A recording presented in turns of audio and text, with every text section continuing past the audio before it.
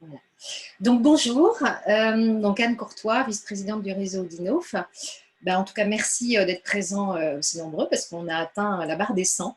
Vous êtes assez nombreux à nous avoir rejoints et je pense que certainement au fil de l'eau, il y en a d'autres qui nous rejoindront.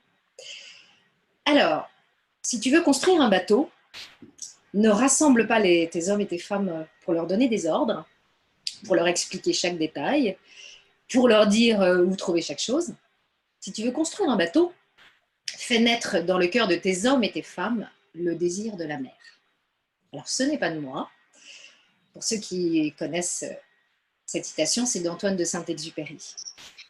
Et finalement, le réseau Oudinot, ce sont ces hommes et ces femmes, donc des cadres expérimentés de toutes fonctions, donc DG, DRH, DSI, marketing, finance, etc., qui sont issus de nombreux secteurs d'activité. Et en fait, ensemble, ils pratiquent l'intelligence collective, c'est-à-dire tout simplement qu'en fait, ils partagent de bonnes pratiques pour être surtout acteurs de leur devenir professionnel. Et ça, c'est essentiel au réseau d'Inov. Et chaque année, en fait, nous avons vraiment la chance de nous réunir quasiment tous les soirs, puisque nous avons en fait 200 opportunités de rencontres où nous échangeons finalement nos expertises, nos contacts. Voilà. Et je terminerai par dire que finalement, nous ne sommes pas intelligents collectivement si nous ne nous adaptons pas à toute situation exceptionnelle.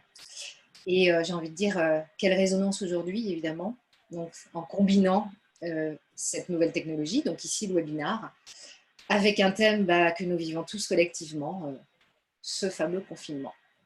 Voilà, donc je vais passer la parole à Bruno Dever, qui est en fait administrateur du réseau Oudinot et qui est organisateur de cet événement. Et je remercie d'avoir organisé tout ça. Donc, merci Bruno et merci à tous. Merci Anne. Donc, bonjour à tous. Donc, nous avons l'honneur d'accueillir aujourd'hui Olivier Lajousse. Bonjour Amiral. Alors, comment vous présenter? En quelques mots, une carrière extrêmement riche au sein de la Marine nationale et complétée par une expérience dans le secteur privé.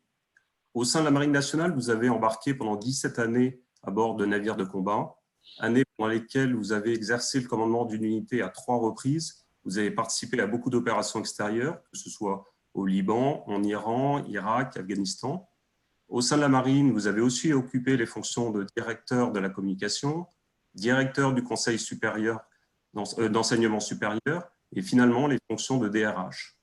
Vous avez été aussi conseiller du ministre de l'Outre-mer et ces dernières années, vous avez rejoint le monde de l'entreprise privée, entre autres comme conseiller de la famille Mullier depuis 8 ans, mais aussi au sein de BPI France et au sein de différents clubs de DRH. Vous êtes aussi auteur de 3 livres, L'art du temps, L'art de l'équilibre et L'art de diriger. Vous intervenez régulièrement comme conférencier et donc ce soir aussi. En résumé, je dirais une carrière très riche dans l'action, le conseil, la stratégie, mais surtout, et je peux en témoigner, avec une appétence reconnue pour le facteur humain. Donc aujourd'hui, vous êtes parmi nous pour nous faire partager, grâce à votre expérience, votre analyse sur le contexte actuel de pandémie, et pour reprendre des termes maritimes, comment gérer cette tempête, et puis en se projetant, quel cap choisir à la sortie de cette crise. Donc nous allons vous laisser la parole dans un premier temps, et dans un deuxième temps, on passera dans une phase un petit peu plus interactive ou de questions-réponses. Donc je demande à tout le monde, je rappelle, de couper leur micro pour bien pouvoir vous entendre, de nous faire remonter les questions par chat, et Anne et moi, on se chargera de vous relayer les questions. Amiral. Merci Bruno. Bonsoir à toutes et à tous et merci d'être aussi nombreux pour partager ce moment. Le président Macron a utilisé la formule « on est en guerre ». Certains ont trouvé ça déplacé, d'autres pertinent. Moi, à titre personnel, je trouve ça plutôt pertinent et je vais vous dire pourquoi. Quand on enseigne la guerre dans les écoles de guerre, on dit qu'il y a 3 éléments clés dans la guerre. 3 éléments clés. Le déferlement d'un ennemi, qui s'appelle le Covid. Il est sournois en plus, on ne le connaît pas, on n'a pas pu l'analyser, donc c'est d'autant plus inquiétant. Le dérèglement de toute la société, on est en plein dedans. on est confiné, les transports sont stoppés, les commerces sont fermés, toute notre vie est complètement déréglée. Et puis la divergence des regards, des opinions, des expertises. Et donc on est vraiment dans un monde très angoissant parce que plein d'incertitudes. Quel que soit ce qui passe avec vous, comme tu peux.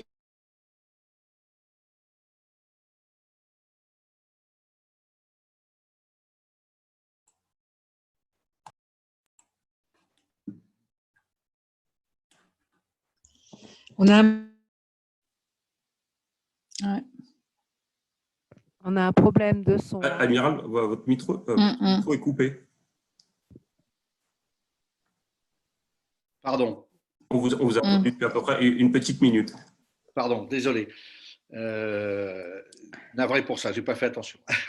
Donc, je recommence. Bonsoir à toutes et à tous. Merci d'être aussi nombreux. Je disais, le président Macron a utilisé la formule guerre pour qualifier la période dans laquelle nous sommes aujourd'hui. On pouvait trouver ça déplacé, certains ont trouvé ça pertinent, d'autres pas. À titre personnel, je trouve ça pertinent et je vous dis pourquoi. La crise comme la guerre, c'est quoi? C'est trois facteurs clés. Le premier, c'est le déferlement d'un ennemi. Le Covid a déferlé dans le monde entier et c'est un ennemi sournois capable d'attaquer partout et on ne sait pas trop comment. La deuxième chose, c'est le dérèglement de toutes nos sociétés. La guerre dérègle tout et là, on est en plein dedans. Tout est déréglé puisqu'on est confiné, puisque les commerces sont fermés, puisque l'économie est à l'arrêt, les transports, etc., etc. On est même allé jusqu'à reporter les Jeux olympiques.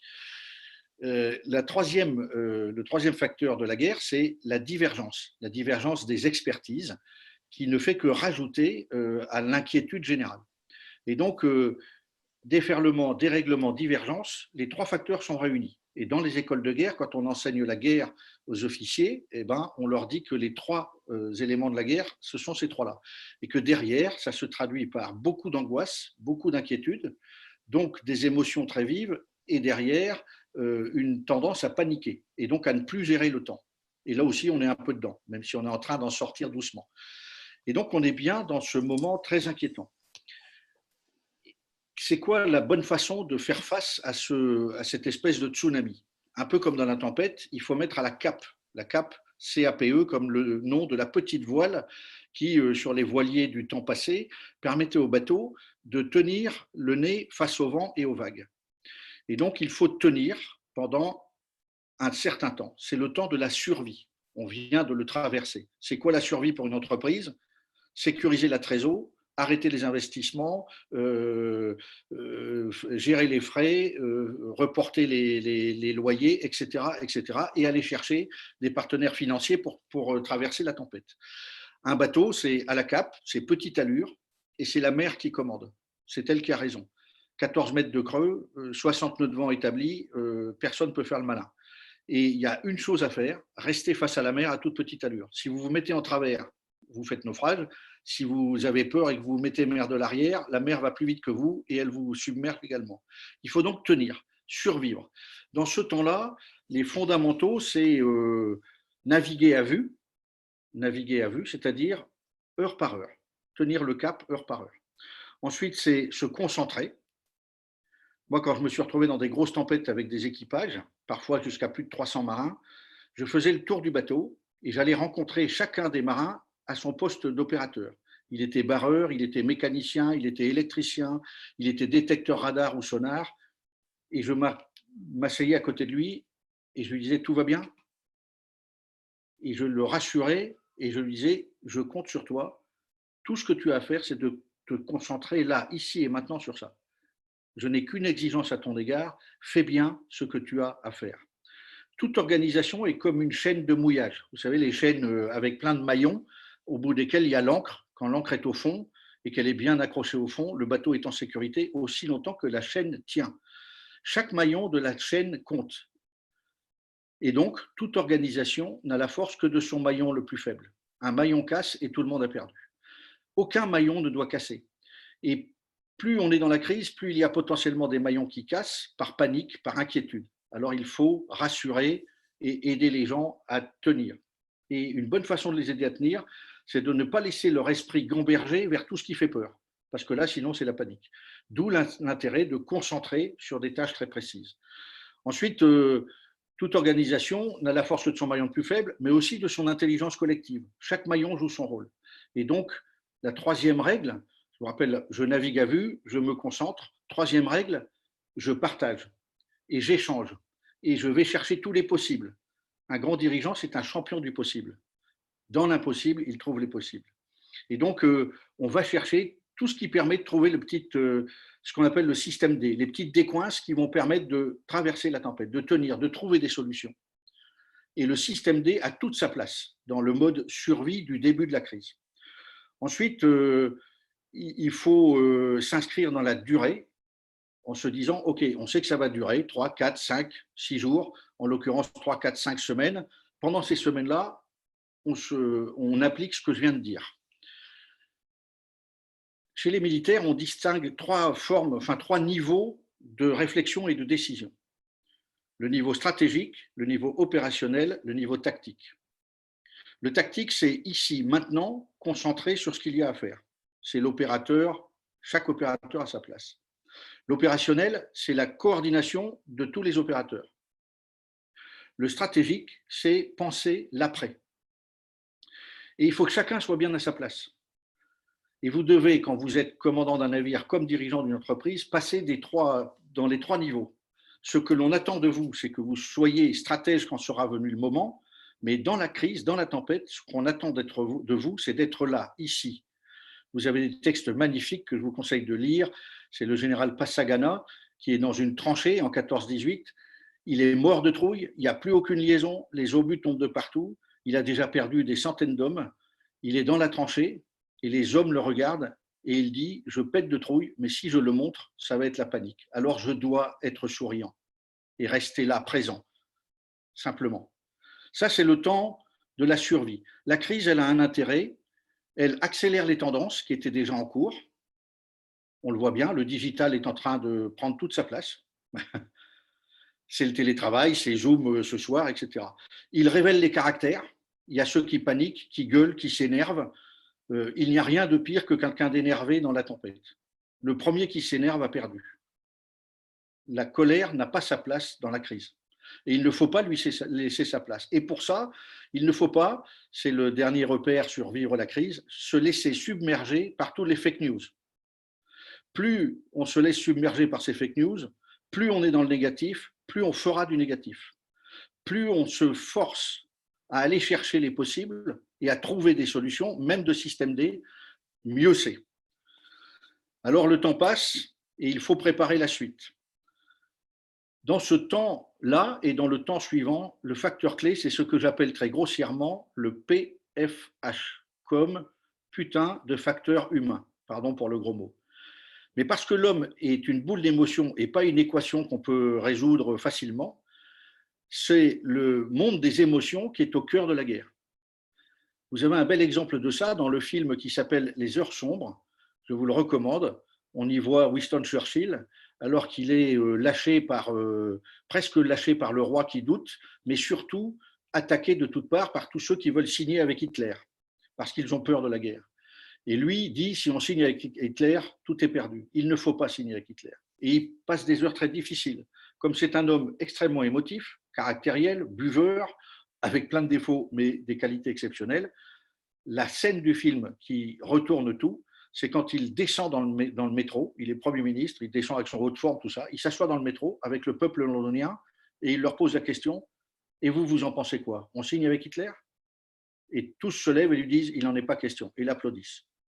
Ça lui remet une énergie incroyable et tout va être transformé par ça. Le putain de facteur humain. On ne peut rien sans ce que j'appelais tout à l'heure l'intelligence collective. Si on sort vivant de la crise, parce que finalement, la phase de crise, c'est il faut en sortir vivant. Il y aura des morts. Il y a des morts. Ceux qui vont sortir vivants seront donc dans le monde dit d'après. Le monde d'après, c'est le monde avec. C'est le monde avec le coronavirus.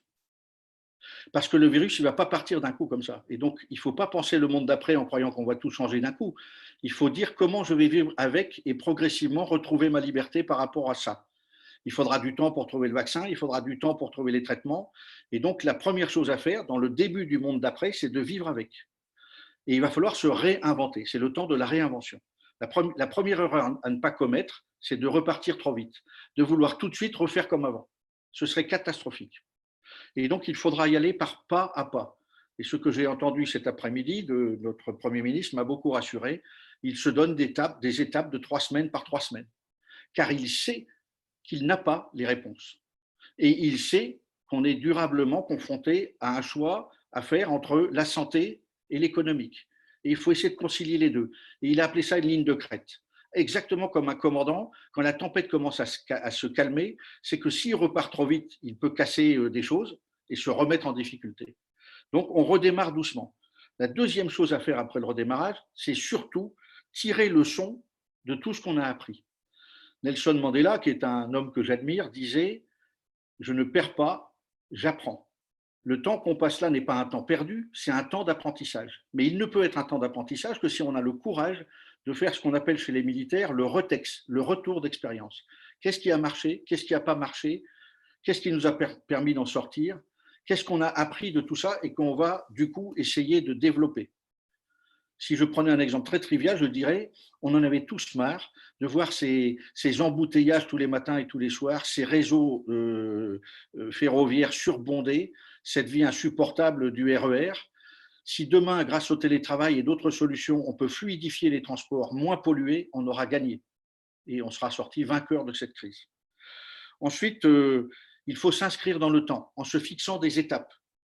Et chaque étape doit potentiellement être une petite victoire qu'on va fêter pour redonner le moral à tout le monde. Savoir fêter les petites victoires. Il ne faut pas imaginer tout de suite un monde transformé où tout aurait changé. Non, il faut pas à pas, étape par étape, dans la théorie du test and learn que tout le monde connaît, avancer comme ça et reconstruire petit à petit les choses. Il faut mobiliser sur le positif. Il faut savoir changer de cap si jamais on s'est trompé. Comme disait là aussi Winston Churchill, il n'est pas sot de changer de cap dès lors que c'est dans la bonne direction, disait-il dans un éclat de rire. Mais le pire serait de s'entêter et de désespérément rester au même cap parce qu'on a dit que c'était ça la solution. Ni dogmatisme, ni fermeture sur une seule solution. Savoir encore et encore changer de cap. Donc garder cette agilité, c'est le mot à la mode, dans la façon de faire. Ensuite, accepter les contraintes. C'est une jolie formule de Kant que j'aime bien qui dit « On reconnaît l'intelligence à la capacité de supporter les contrariétés ».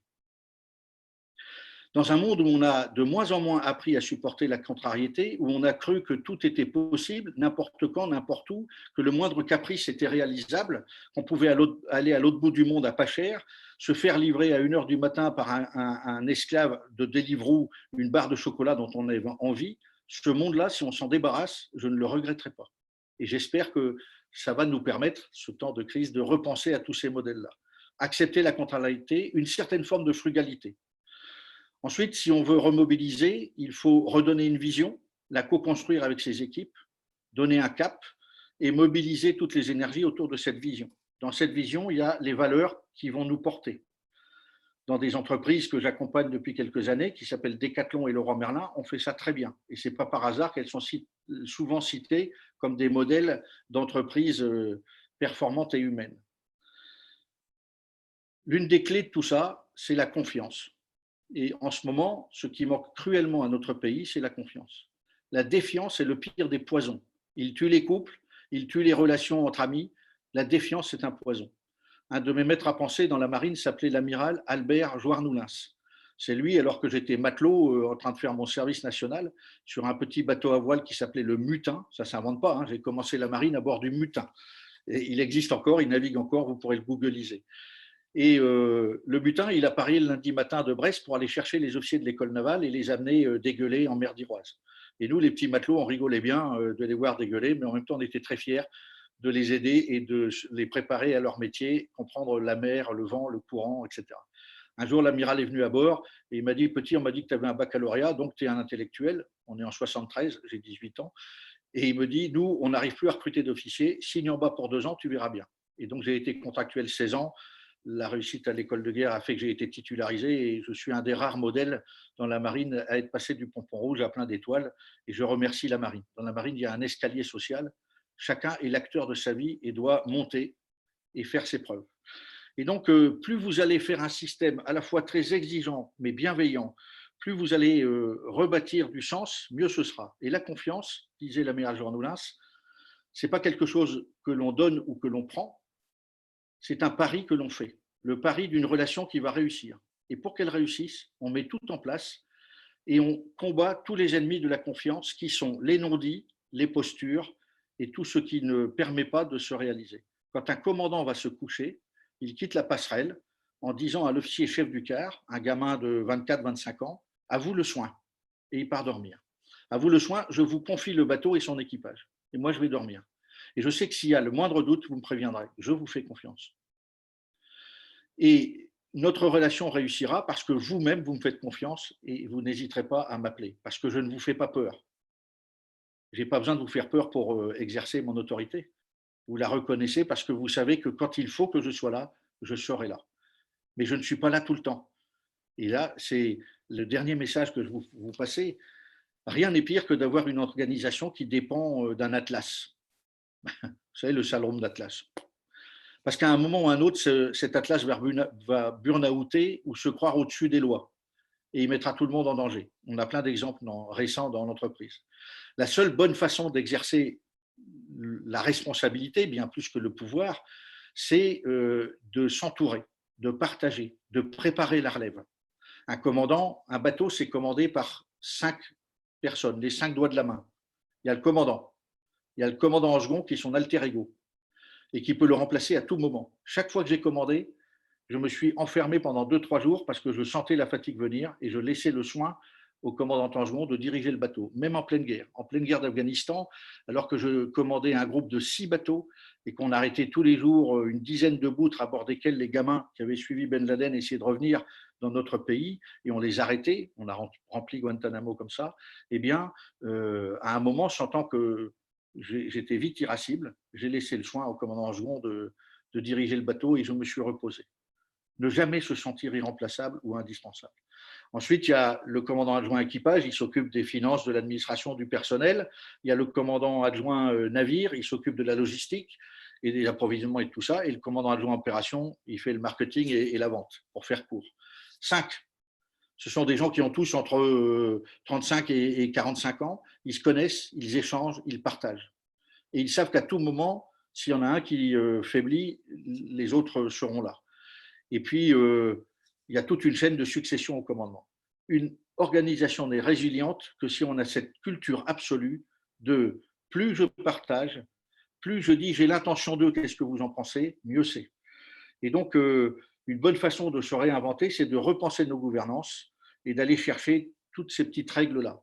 Je terminerai en disant qu'une autre force de la marine, c'est qu'elle a une vision globale et locale.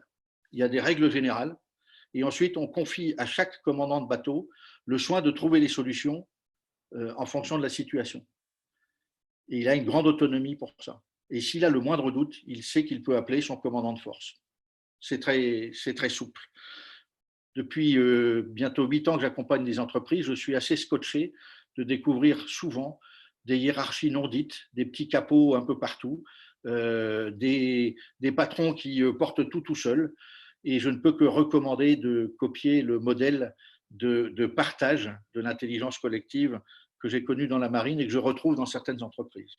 Vision globale, gouvernance partagée, intelligence collective, fêter les victoires, donner du sens et un cap, et être toujours prêt à la vague suivante qui va vous obliger à nouveau à vous réinventer. Le changement, ce n'est pas maintenant, comme disaient certains, c'est tout le temps. Je terminerai par cette bonne formule de Teilhard de Chardin, un grand théologien jésuite, j'ai été élevé chez eux. Tu es en vie quand tu es en mouvement et en questionnement. Tu meurs le jour où tu t'assois en disant « je sais ». Alors soyez en mouvement et en questionnement. J'espère que ce temps de parole que je n'ai pas voulu trop long vous aura inspiré et je suis prêt à répondre à vos questions. Merci de m'avoir écouté aussi longtemps. Merci Amiral, bravo. Alors, je vais commencer peut-être par la première question, Bruno, si ça te va. Alors, la première question, c'est, alors, tout cela laisse envisager des remises en cause de certaines habitudes managériales. Qu'en pensez-vous? Je pense que je viens de le dire. Oui, je pense que on voyait déjà beaucoup de questionnements autour des organisations, de la gouvernance, et que ce soit les dirigeants ou les managers de proximité, comme on les appelle, on voit bien que un modèle très hiérarchisé, qui ne prendrait pas en compte toutes les possibilités de l'intelligence collective, est désormais disqualifié et sera probablement encore plus disqualifié demain qu'il n'était en train de l'être. Je disais tout à l'heure, la crise accélère les tendances. Je pense qu'on y va. Avec un sujet clé, au-delà de parler du management, moi je voudrais parler de l'enseignement, de l'éducation. On a un vrai sujet. Comment, j'entendais Luc Ferry l'autre jour faisant une brillante conférence dire, la vraie question c'est comment on va aider nos enfants à s'adapter au monde qui est là, un monde plein d'incertitudes. Contrairement au monde un peu étonnant que nous avons connu depuis une cinquantaine d'années où il y avait une certaine stabilité. L'une des anomalies de l'histoire, c'est la guerre froide. 50 ans de monde binaire, Est-Ouest, et tout un monde organisé autour de ça. Quand le mur de Berlin tombe, il faut tout réinventer. Nous, les armées, ça a été un coup de pied au cul extraordinaire et il a fallu se réinventer. Les armées d'aujourd'hui n'ont plus rien à voir avec les armées d'avant 1990. Les armées ont été transformées en profondeur, elles se sont professionnalisées, féminisées. Quand j'ai été élu DRH de l'année en 2012, les gens du jury m'ont dit « mais vous avez des années-lumière d'avance sur bien des sujets RH, c'est quoi l'explication ?» Et je leur ai rappelé ce qui s'était passé en 90. La chute du mur de Berlin, certains parlaient de la fin de l'histoire, nous, il a fallu qu'on se dise « c'est quoi le monde en face ?» C'est un joli livre de André Fontaine qui dit « l'un et l'autre, l'un sans l'autre. Quand l'autre disparaît, comment je me réinvente en tant que un, UN ? Parce que ma façon d'exister, c'est de me différencier par rapport à l'autre. Si je n'ai pas un autre, je suis perdu. Et donc, le client change de comportement, je dois changer mes méthodes. Le client aujourd'hui, il veut tout à la fois, tout et son contraire. Il veut que ça soit pas cher, que ça aille vite, que ce soit de qualité, qu'il y ait une traçabilité, etc., etc. Et il peut l'avoir par le numérique. Et donc, ça bouleverse tous les systèmes du retail, notamment aujourd'hui, mais pas seulement. Et donc, parce que l'ennemi a changé, pour autant qu'on regarde le client comme un ennemi, ce qui serait une erreur, bien sûr, parce qu'il change de comportement, il faut changer de méthode. Et il faut être de plus en plus dans une relation qui relie le fournisseur, le producteur, le transformeur, le distributeur, le client et tout un écosystème. Le monde où on réussissait avec un produit qu'on imposait sur le marché est révolu.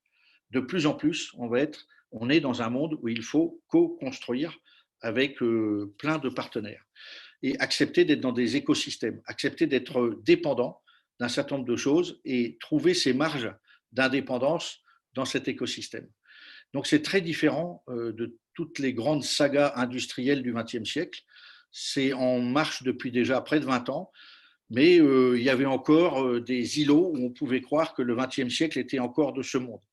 Là, il vient d'être solidement secoué parce que la fragilité est apparue de façon cinglante. Et donc, je reviens à l'éducation. Est-ce qu'il faut élever nos enfants dans l'école en les mettant dans un monde de compétition où l'important est d'être le premier de la classe avec les meilleures notes, ou est-ce qu'il faut au contraire leur apprendre à être de plus en plus dans une coopétition où chacun grandit et où on coopère? Et donc, comment on place d'un monde élitiste à un monde solidaire? Ça ne veut pas dire qu'il faut étouffer les talents, ça ne veut pas dire qu'il ne faut pas faire d'évaluation, etc.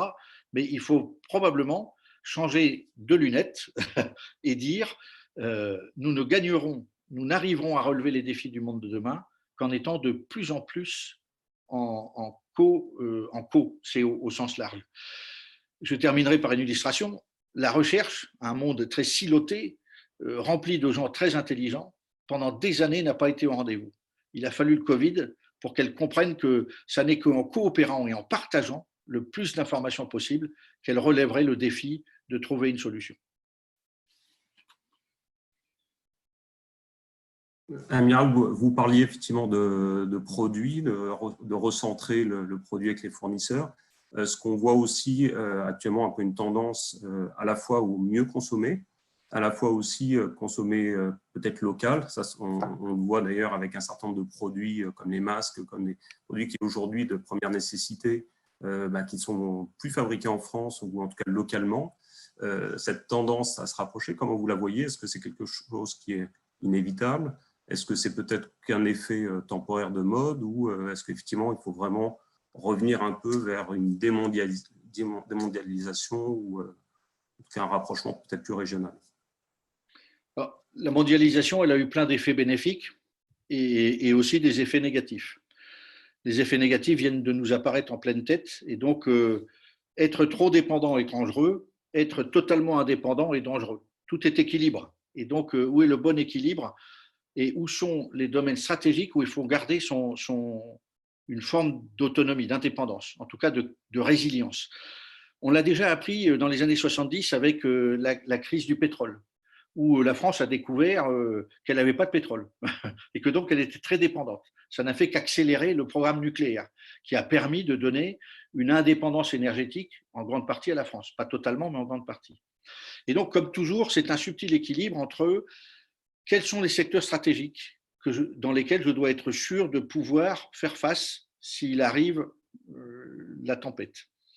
Et on voit bien aujourd'hui, c'est la santé, le sanitaire, l'alimentaire, l'énergie. Et ce n'est pas forcément ce qu'on avait mis en avant. Et donc, ces secteurs retrouvent toute leur… Je disais tout à l'heure, la crise accélère les tendances, elle révèle les caractères, et la troisième chose qu'elle fait, elle redistribue les rôles. Et là, elle nous permet de remettre à sa bonne place des choses qu'on avait peut-être un peu laissées de côté. Et donc, j'espère que là encore, on va tirer parti de ça. On voit bien aujourd'hui que si on y rajoute en plus les dangers de l'environnement, dont on prenait conscience progressivement, il va falloir qu'on trouve des modes de production plus respectueux de l'environnement, il va falloir qu'on trouve des modes de coopération plus respectueux les uns des autres. Alors, ce n'est pas tout à fait à l'œuvre, parce qu'on est plutôt dans un risque d'après-guerre, c'est-à-dire le retour au nationalisme, au protectionnisme, et certains chefs d'État sont assez champions en la matière. Est-ce qu'on les laisse faire ou est-ce qu'au contraire, on leur oppose un monde de coopération? Le drame serait la disparition de l'Europe. Je ne sais pas si on va y arriver, mais moi, je suis de ceux qui militent en disant plus on arrivera à faire une Europe forte, capable de tenir tête à ceux qui auraient des tendances isolationnistes ou imposant leur vue du monde, mieux ce sera. Et il ne s'agit pas d'imposer la nôtre, il s'agit de convaincre les autres de rentrer dans cette vision du partage, de la coopération, où chacun prendra sa part et où chacun pourra vivre dignement de ce partage. Mais quand viendra la tempête, un bateau, il est tout seul dans la tempête. Quand bien même on est une flotte, avec plein de bateaux dans la flotte, quand vient la tempête, chaque bateau doit tenir sa cape. Et c'est ça qui est intéressant, c'est que c'est quoi les éléments qui permettront de tenir la cape?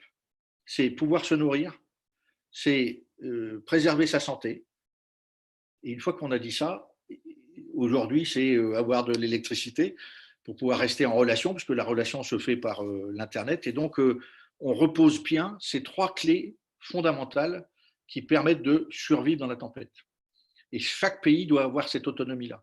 Donc, il faut relocaliser la capacité de produire des médicaments, des masques, des machins, etc. Il faut s'assurer, et on l'a fait, de la production alimentaire et de la distribution alimentaire. Et puis, il faut pouvoir compter sur une énergie disponible, et c'est le cas aussi. On a failli, dans notre pays, sur la première partie, la partie sanitaire, même si les héros de l'hôpital ont sauvé la mise.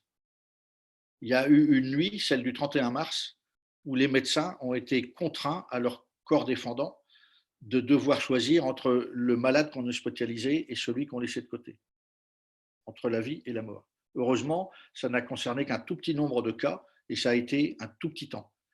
En Italie, ça a été beaucoup plus long. Et donc, on ne peut pas recommettre l'erreur de se remettre en danger sur le plan sanitaire. Les deux autres systèmes ont fonctionné. Et ça, c'est vieux comme l'histoire de France. La France a la chance d'être une terre agricole qui est capable de se nourrir. Avec une mise en danger, c'est que son agriculture a été orientée vers la grande production, l'exportation de blé, céréales, etc. Et donc, il faut sans doute là aussi réinventer un modèle qui nous garantira de pouvoir nous nourrir si la crise revient. L'énergie, on a ce qu'il faut. Mais elle est nucléaire, elle fait peur, et donc il faut là aussi faire… toutes les guerres sont suivies par un plan Marshall. Là, il y aura sans doute un plan Marshall, parce qu'on a tellement endetté les pays que de toute façon, il va falloir partager tout ça. Et peut-être que ce plan Marshall, ça sera, est-ce qu'on est capable de trouver ces énergies renouvelables, mais en quantité suffisante et en qualité, en continuité de production suffisante, ce qui n'est pas le cas aujourd'hui. Et donc, il ne faut pas sortir trop vite du nucléaire, tout en ayant la volonté d'en sortir pour garder la possibilité de relever le défi dans les 20 ans à venir, d'être dans le tout écologique, je l'espère de tout mon cœur, mais ça demande un temps de transition. Et pour ça, il va falloir beaucoup, beaucoup, beaucoup investir. Alors justement, pour rebondir par rapport à ce que tu disais, Olivier, concernant l'Europe, moi j'ai une question précise là-dessus. Alors, elle est celle-ci. Que pensez-vous de l'attitude ultranationaliste de la Chine dans ce contexte et dans l'espoir que vous avez d'une refondation? Et une question qui s'ajoute à cela, que pensez-vous de l'intelligence collective de l'Europe, incapable de parler d'une seule voix? Je fais le même constat et je le déplore. Mais soit je dis, parce que c'est comme ça, je vais essayer de me débrouiller tout seul, et je ne fais qu'alimenter le risque de la guerre et le risque de la confrontation. Soit je dis, je n'abandonne pas l'idée qu'on va y arriver, et je vais chercher tout ce qui permet de construire. Je vais chercher les possibles dans l'impossible. Qu'est-ce qui aujourd'hui réunit les peuples autour de choses où ils sont à peu près tous d'accord? On aura tous besoin d'eau, on aura tous besoin d'énergie, on aura tous besoin de médicaments, on aura tous besoin de coopération pour réussir ça. Et donc, de nourriture. Et donc, ça, on peut imaginer, comme ça a déjà été le cas à certains moments de l'histoire, de le partager. Il va falloir beaucoup, beaucoup, beaucoup d'énergie pour ça et lutter contre l'idée qu'un pays domine les autres. Est-ce que, d'ailleurs, c'est intéressant de voir qu'après chacune des grandes guerres du XXe siècle, la première comme la deuxième, après la première, on a créé la Société des Nations en espérant trouver une vision plus partagée du monde, et puis ensuite, il y a eu l'Organisation des Nations Unies. Toutes ces organisations sont aujourd'hui fragilisées. Pourquoi? Parce que les intérêts personnels l'ont emporté. Que la mondialisation a permis d'accumuler des masses d'argent considérables, mais que certains, un tout petit nombre, se sont accaparés. Et donc, comment on repense la redistribution de tout ça? Ça va prendre beaucoup de temps. Je viens bien de dire, c'est au moins 20 ans. Mais si, dès sortie de cette crise, notre seul constat, c'est de dire la Chine est dominante, l'Amérique est folle, enfin, les USA sont fous, Poutine nous attend au tournant, les dictateurs, la lèpre noire est en train d'arriver de partout, retour sur le nationalisme, etc., etc., alors on sait très bien comment ça va se terminer, par une guerre mondiale, avec des catastrophes absolues, où on reste debout en continuant à essayer de convaincre la plus grande partie de nos partenaires de rentrer dans cette vision de la coopération. Moi, je crois qu'aujourd'hui, la chance qu'on a, c'est qu'il y a des réseaux sociaux avec leurs ombres et leurs lumières, il y a une communication partout, on ne peut pas trop cacher les choses, et c'est tant mieux. Et donc, plus on militera, plus on prônera ça, plus on fera la preuve qu'on est capable de le faire. Et donc, il faut commencer par des petites démonstrations. Faisons la preuve que dans nos régions, nos départements, nos communes, on est capable de commencer ça. Et faisons la preuve que c'est plus sympa comme ça que dans le monde de la guerre et de la compétition. Et ça sera la force de la preuve. On peut gagner, je l'espère de tout cœur, on peut perdre. Ce que je sais, c'est que si on perd, heureusement qu'on a une arme nucléaire. C'est terrifiant à dire, hein, mais heureusement qu'on a une arme nucléaire. Ça limitera les volontés de certains, potentiellement. Mais c'est terrifiant. C'est la plus stupide des règles, la dissuasion, mais elle est pour l'instant, peut-être, si demain le monde devient brutal, si celui qui pose la question désespère de voir le monde pouvoir relever le défi de coopération intelligente, alors il faudra s'abriter derrière notre bombe nucléaire. Pourvu que ce ne soit pas ça. J'ai une question. Amiral, je vais reposer une question plus dans le domaine du facteur humain qui a été posée, en reprenant d'ailleurs des termes maritimes au début, qui dit qu'aucun maillon de la chaîne ne doit casser. Depuis quelques années, on entend de plus en plus de personnes qui sont psychologiquement fatiguées, d'ambiance un peu morose, un peu pessimiste, et la situation actuelle, clairement, ne va pas aider la situation. En parallèle, avec ce qui se passe là, on peut s'attendre à une augmentation du télétravail et donc une certaine distance entre les équipes à un moment où justement elles auraient peut-être plus besoin d'être ensemble entre équipes, avec le manager, le rôle du manager, donc également de remotiver ses troupes. Comment arriver, est-ce qu'il y a un peu des conseils pour aider les managers, donc qu'on peut être les uns et les autres, dans cette période qui va être un peu délicate, où on va avoir besoin d'être finalement plus proche de nos équipes, alors qu'en fait le télétravail va plutôt nous éloigner. Je lisais en même temps le fil des questions là, et il y a une question autour du rôle du DRH. Le DRH, c'est clairement la direction RH, homme, femme, qu'importe, la fonction RH. Elle va être cruciale une fois qu'on va commencer à redémarrer. Parce qu'il va falloir trouver les nouveaux modes de travail. Il va falloir trouver comment maintenir de la cohésion tout en permettant le télétravail. Il va falloir que les RH soient au cœur de la transformation de l'entreprise. Dans l'exécutif Master RH de Sciences Po, dont je suis aujourd'hui le président d'honneur, mais que j'ai eu la chance de mettre sur pied il y a 3 ans, on a distingué on l'a mis en 2 modules, un module technique RH, comment on fait la paye, le recrutement, etc., avec la digitalisation de ces fonctions-là. Et puis le deuxième module, c'est le DRH stratège.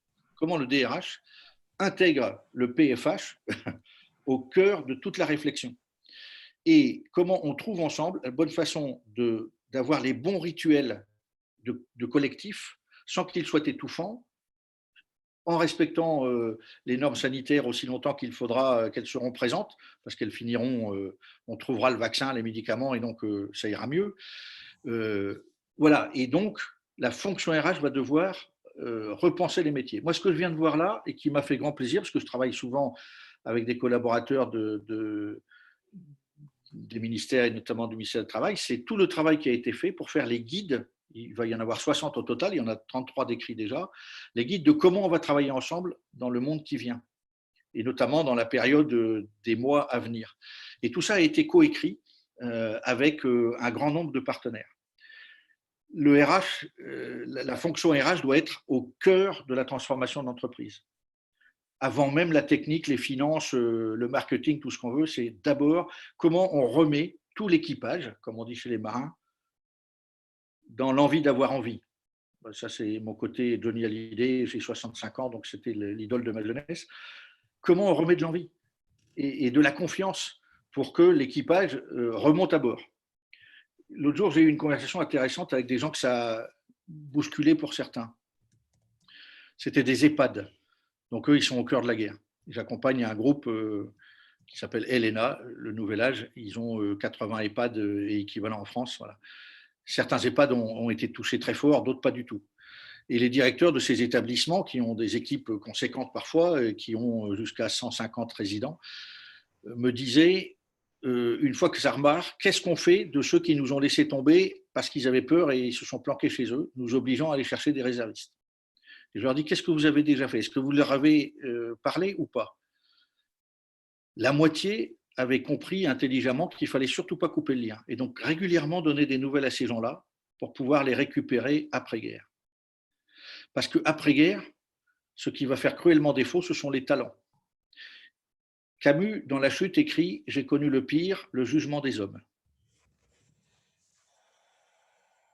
Après les guerres, on a tondu les femmes tombées amoureuses d'un Allemand.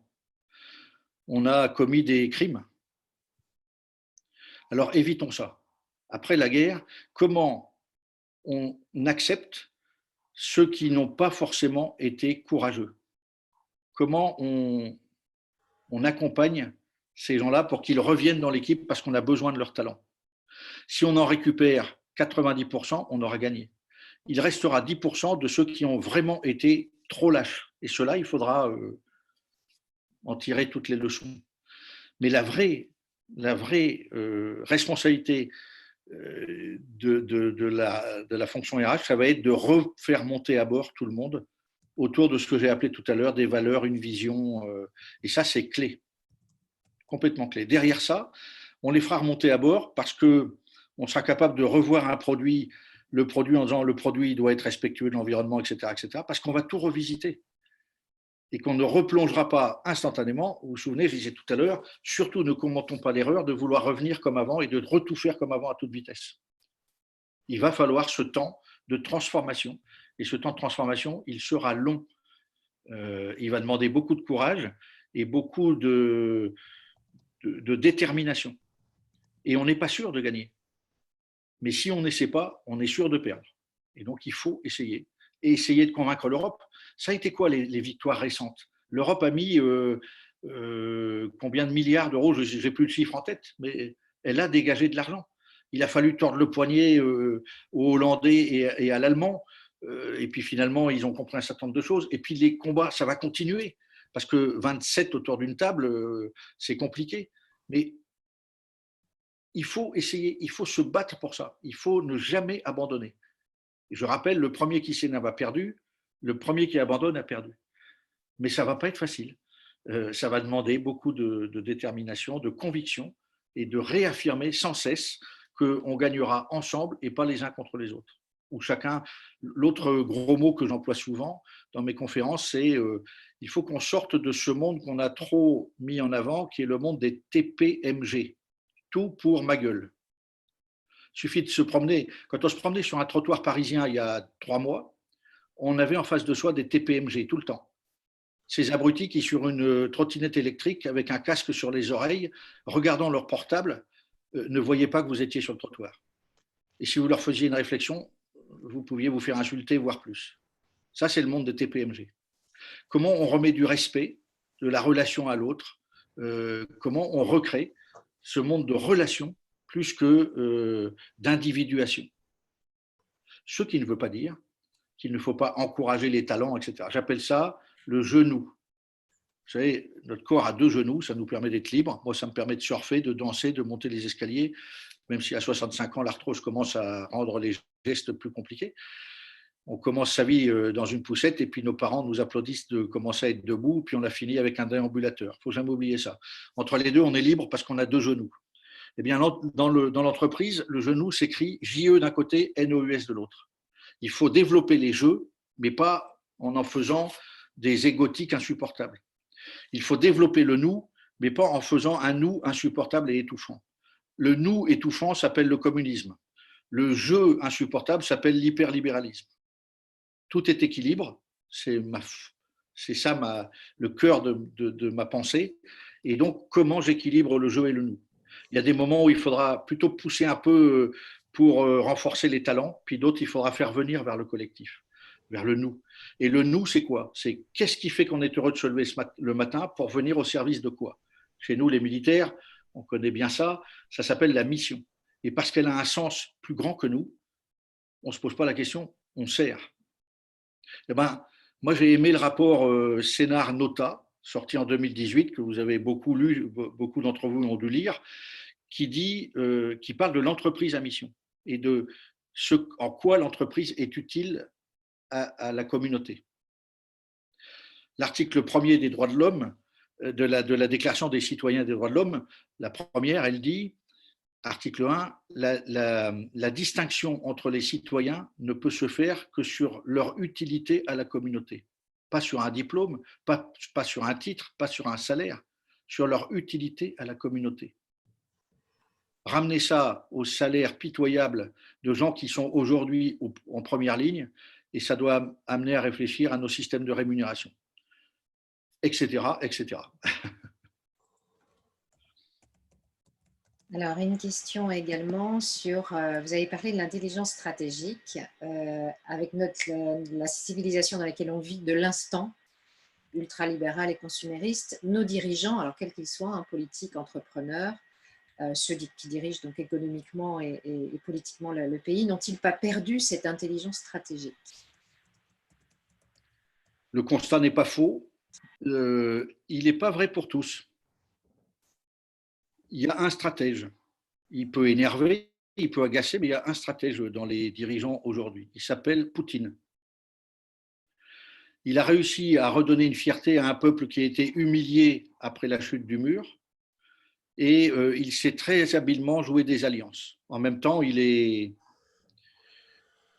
comment dire, dangereux parce qu'il manipule, enfin voilà, il a gardé des réflexes de son passé du KGB. Mais il a une vision stratégique, une vraie vision stratégique. Le problème de la politique, c'est le court-termisme, le temps court. Et rares sont les hommes politiques s'inscrivant dans la vision long terme. Poutine est de cela. C'est intéressant de regarder comment il fait. Je n'ai pas beaucoup d'autres noms à donner. Si, le président chinois, mais avec une volonté de dominer. Quant à l'inverse, le président américain, qui est tout sauf stratège, a une stratégie néanmoins, celle de se replier sur lui-même. America First. Et donc, tout dépend. Une stratégie, il n'y en a pas une bonne, une mauvaise. Il y a une stratégie en fonction d'un peuple, d'une histoire et de tout ça. Et c'est un peu ce à quoi on assiste. Avec un problème, c'est que l'Europe, empêtrée dans son confort, a perdu le sens de l'effort. Et donc, le sens de la stratégie. J'espère que cette crise va l'aider à se reposer les bonnes questions. Et notre président actuel, avec ses forces et ses faiblesses, il a une stratégie, c'est l'Europe. Et il a raison. Et j'espère qu'il y arrivera. Mais ça ne va pas être facile parce qu'il n'a pas beaucoup d'alliés et que le temps court politique fait que ceux qui auraient tout intérêt à l'aider là-dedans préfèrent le combattre en se disant qu'en 2022, ce sera leur tour. C'est tout le sujet. Par exemple, le même homme, je lisais une question très intéressante sur le nombre d'agriculteurs et l'agriculteur. Quand j'étais petit, dans les années 60, et que j'étais à l'école, 40% de mes collègues étaient fils de paysans, 40% fils d'ouvriers, 20% fils de col blanc. Enfin, fils parce qu'il n'y avait pas encore les filles à l'école. Enfin, il y avait l'école des filles et l'école des garçons, c'était séparé. Aujourd'hui, il reste 400, 500 000 agriculteurs, presque plus rien. Et ce sont devenus des chefs d'entreprise avec des grandes entreprises à hyperproduction. Je reste persuadé qu'il faut qu'on revienne à une agriculture qui va nous permettre de nous nourrir. Et donc, il faut ramener les gens vers les métiers de la terre. On a fabriqué des juristes à tour de bras. On a fabriqué des contrôleurs de gestion à tour de bras. On a oublié des fondamentaux, notamment celui de comment je me nourris, comment je gère l'eau, comment je gère l'énergie, comment je m'inscris dans une résilience. Et donc, là encore, j'espère que la transformation va se faire et qu'on va redonner du lustre au métier d'agriculteur. Le dernier film effrayant que j'ai vu, j'en ai oublié le titre, mais c'est un film où on voit un agriculteur qui finit par avaler les produits de sa ferme parce qu'il s'est endetté, il a voulu faire des poulets en batterie, etc. Pardon d'oublier le titre du film, mais vous voyez de quoi je parle. Il faut qu'on en sorte vite. Et une des priorités, à mon avis, c'est de réinventer une agriculture de proximité, donc des circuits courts, donc une autre façon, et d'accepter qu'on n'est pas obligé de manger un ananas au cœur de l'hiver ou une mangue ou je ne sais quoi. Revenir à la frugalité et remettre l'agriculture au cœur de notre pays. Et ce n'est pas passéiste, c'est survivialiste, potentiellement. Donc là, je reviens avec une autre question. Il y a plusieurs personnes l'ont évoqué. C'est effectivement, on est dans un monde de plus en plus digital.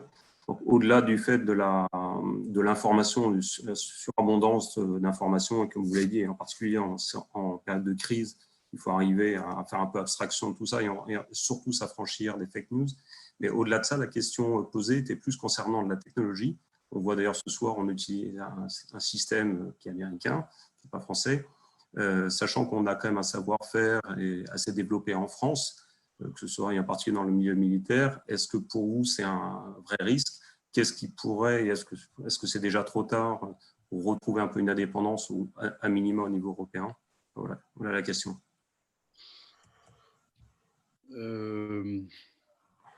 En tout cas, ce qui est sûr, c'est que si on ne retrouve pas une forme d'indépendance à la fois nationale et européenne, eh ben on sera absorbé par ceux qui aujourd'hui ont les manettes, c'est-à-dire les Chinois. La Chine compte le plus grand nombre de milliardaires au monde. Elle a une masse monétaire considérable. Elle a Alibaba, qui concurrence largement Google. Elle est très en avance numériquement. Elle domine parfaitement le monde de l'intelligence artificielle, des robots, etc. Et soit on arrive à se repositionner par rapport à ça, et on a la possibilité de le faire dès lors qu'on raisonne au niveau de l'Europe. On n'a pas la possibilité de le faire au seul niveau des 66 millions de Français. Et donc, il faut aller chercher des alliés, des alliances. Est-ce qu'il faut s'allier avec Poutine et voir tout le continent européen ou pas? Qu'est-ce qu'on fait de nos amis anglo-saxons avec le Brexit et le monde occidental qui a pris l'eau de toutes parts? Comment travailler avec les Chinois qui sont d'une culture totalement différente de la nôtre? Chaque fois que j'ai eu à naviguer avec une flotte chinoise ou une flotte indienne, deux immenses pays, je ne trouvais pas les clés de la coopération, tellement nous sommes différents dans la façon d'aborder les choses essentielles, la vie, pourquoi, comment, etc. Pour autant, le digital est potentiellement quelque chose de très unificateur.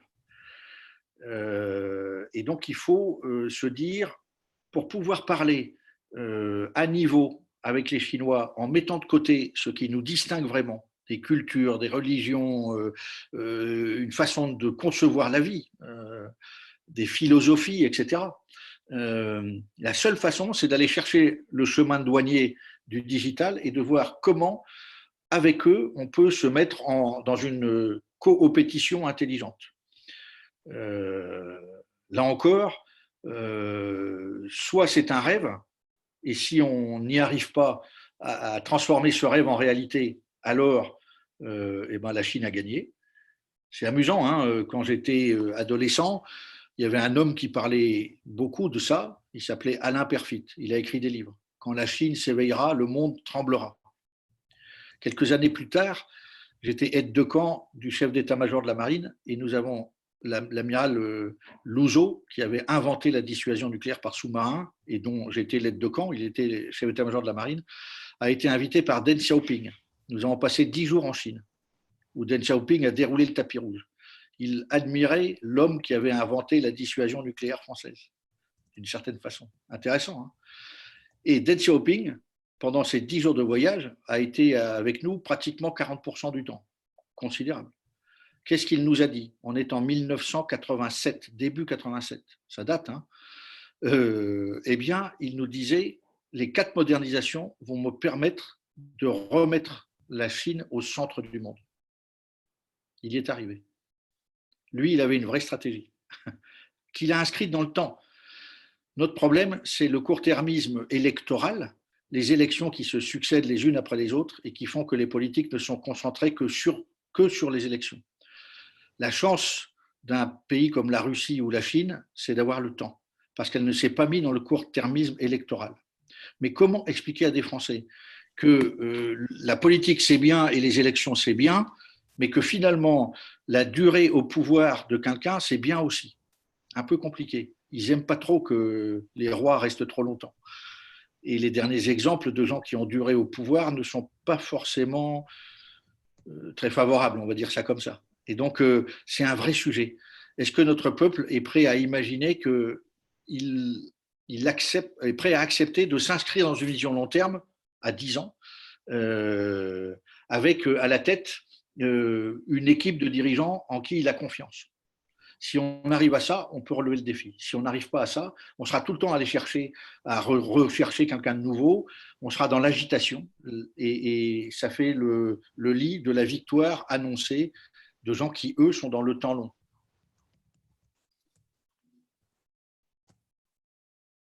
Si on ramène ça à l'entreprise, La force de l'association familiale Mullier, c'est d'avoir toujours été inscrit dans le temps parce qu'elle n'a pas mis ces entreprises sous le joug du court-termisme de la bourse.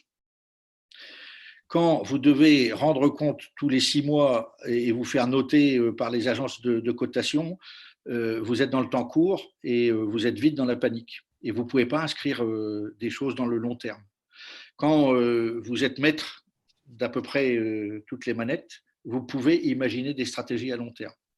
Si en plus vous avez été assez prudent pour développer des business qui se conjuguent sans être trop dépendants les uns des autres, quand l'un va moins bien et que l'autre va bien, vous pouvez compenser. Vous faites le système des vases communicants. Malheureusement, le monde de l'économie libérale, celui que Milton Friedman a mis en place dans les années 80 après avoir eu le prix Nobel de l'économie, nous a amené à la catastrophe. Celle où Margaret Thatcher a osé dire qu'importe que les mineurs soient heureux pourvu qu'ils produisent, celle qui n'a pas cessé de raccourcir le temps des KPI, du retour sur investissement. Quand j'étais officier d'état-major dans un bureau qui s'était étude des plans généraux au milieu des années 90, on nous faisait travailler sur des plans à 15 ans ou 20 ans, PP20, PP25, plan prospectif A. Et ça correspondait bien à notre industrie de la défense. Aujourd'hui, la défense fait des plans à 10 ans, même parfois moins, et l'entreprise fait des plans à 2 ou 3 ans. Quand elle faisait des plans à 10 ans, il y a 10 ans. À avoir trop raccourci le temps, on s'est mis dans un monde de stress permanent. Et le stress n'est jamais bon. Voilà. Et il n'est pas créatif, contrairement à ce que certains pensent. Il est même souvent destructeur. Il peut parfois être créatif, peut-être dans les périodes de crise, mais tout le temps dans la crise, c'est insupportable.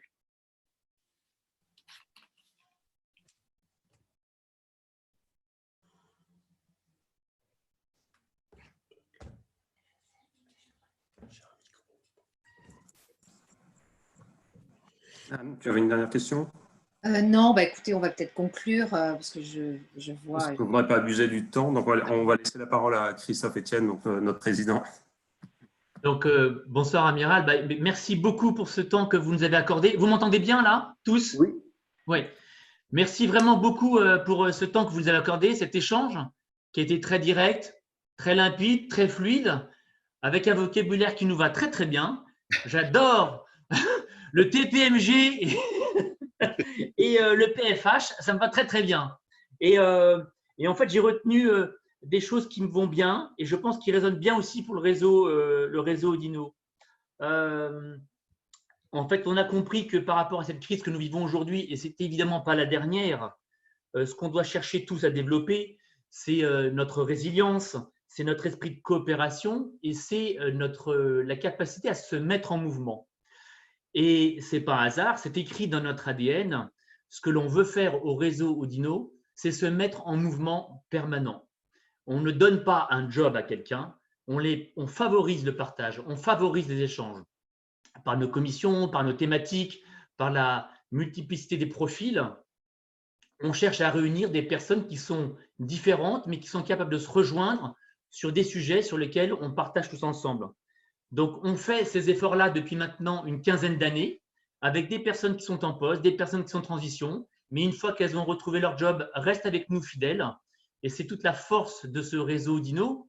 Et quand vous voyez ce soir le nombre de participants qui, en fait, devaient dépasser les 100, et je ne sais pas ce qui s'est passé dans notre choix de ce soir-là de plateforme, mais en fait, qui a bloqué à 100. J'ai reçu plein de messages. Heureusement qu'on a le mode replay. On a toujours le système D. J'ai retenu ça aussi ce soir. Hein. Vraiment, j'ai adoré ces échanges et je pense que nous permettrons à nos membres de pouvoir profiter de tout ce que vous avez pu nous témoigner grâce à cette vidéo qu'on a pu enregistrer. Et je retiens donc en mot final la partie, la touche humaine, qui est, je pense, l'élément le plus important pour nous tous, pour vous, pour nous ici au réseau Audino. Et je tiens encore, au nom de tout le conseil d'administration et puis de tous les membres qui ont été présents ce soir, à vous renouveler toute notre amitié et puis nos remerciements pour ce beau témoignage que vous nous avez livré. Merci, merci encore. Et puis à très très bientôt parce qu'en fait, je ne sais pas, on ne l'avait peut-être pas dit en introduction, mais vous étiez déjà intervenu, je crois, pour le réseau Audino. Oui, Hein, donc, absolument. Vous ouais. pouvez surtout applaudir Bruno et Anne qui sont venus me déloger de mon confinement pour ce rendez-vous de ce soir. Ils ont été les deux organisateurs et donc je les remercie d'être venus me chercher. Et je suis ravi d'avoir retrouvé pour la 3e fois le réseau Oudinot. Et donc rendez-vous pour la 4e. Ouais, Inscrit dans absolument. le temps. Avec plaisir. Fiche. Je vois qu'il y a eu plein de questions. Si jamais certains voulaient vraiment que je puisse y répondre, Anne ou Bruno, ben, n'hésitez pas à me les faire passer et puis je ferai des petites réponses pour pas qu'il y ait de frustration parce qu'on ne peut pas répondre à tout. Mais voilà, j'ai vu que c'était très dense dans les conversations. N'hésitez pas à me faire passer des questions sur lesquelles certains voudraient vraiment une réponse. J'aime le débat. Oui, On va vous Merci envoyer encore. l'intégralité du chat, comme ça vous pourrez les reprendre une à une. voilà. Surtout qu'il ne faut pas oublier, effectivement, on a oublié une chose très, très importante, c'est que vous êtes conseiller des organisations et vous connaissez bien le monde de l'entreprise. Donc, ce qui est intéressant aussi, c'est de votre expérience militaire au service du monde de l'entreprise et du monde économique et a vraiment toute sa résonance. Donc, il y avait beaucoup de questions sur effectivement les organisations et le management et ça, c'est fondamental aujourd'hui. Voilà. Donc, je suis sûre qu'il y a des questions très intéressantes. Et merci au président pour ces mots si aimables. Et donc, belle soirée. Prenez bien soin de vous. Et il faut y croire très fort. Et il faut tout faire pour que ça réussisse. Ouais, oui. Merci encore. Bonne soirée.